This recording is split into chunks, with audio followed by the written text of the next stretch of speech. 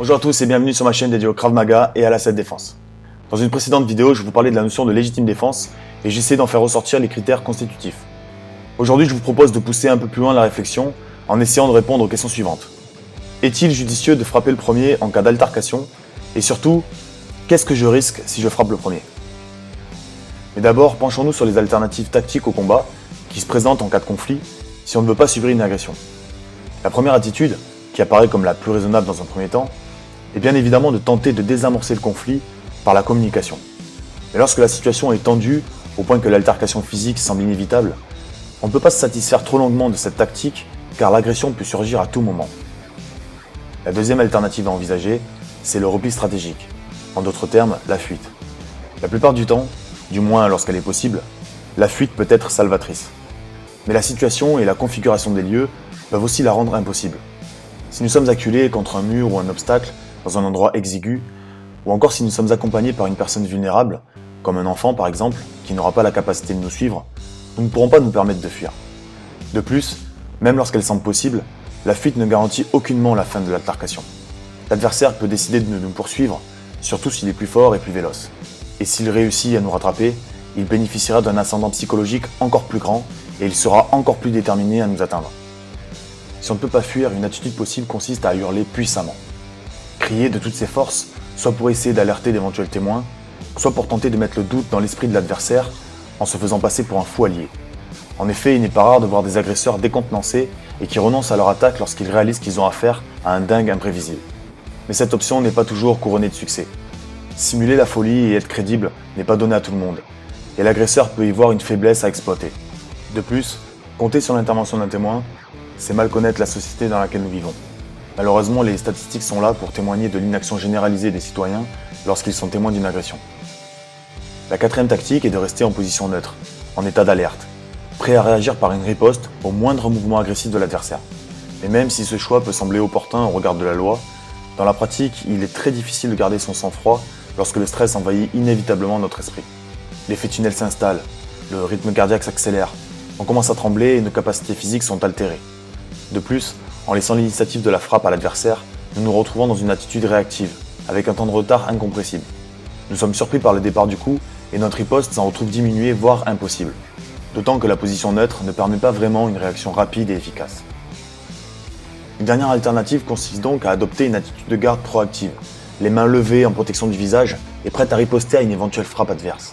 Cela permet une réaction plus rapide et une parade du coup plus efficace.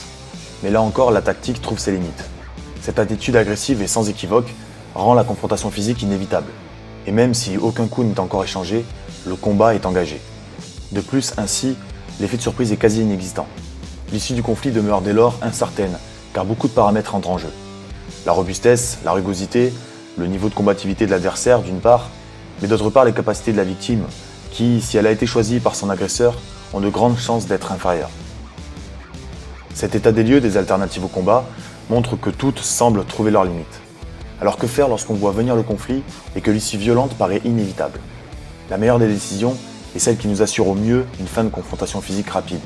Car le plus important lors d'une agression, c'est bien de sauver notre peau. N'est-il donc pas finalement plus judicieux de frapper le premier?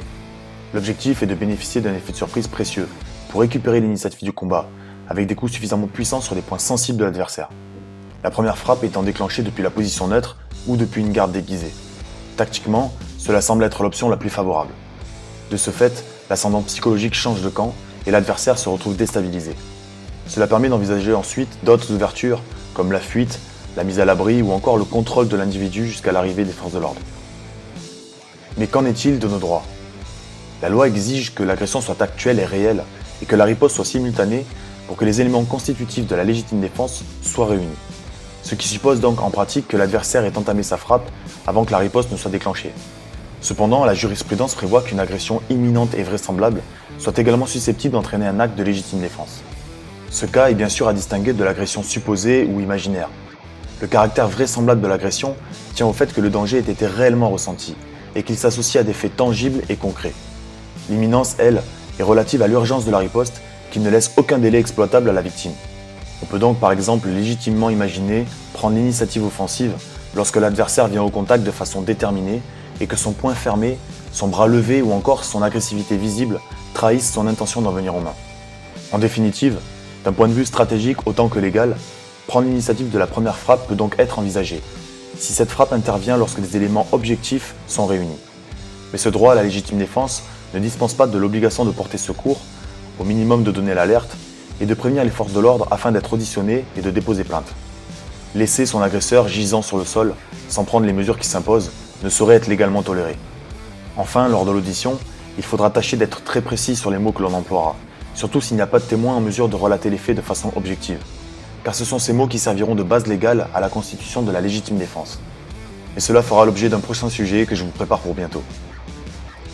Voilà les craveurs, à bientôt pour de nouvelles vidéos, et en attendant, go training!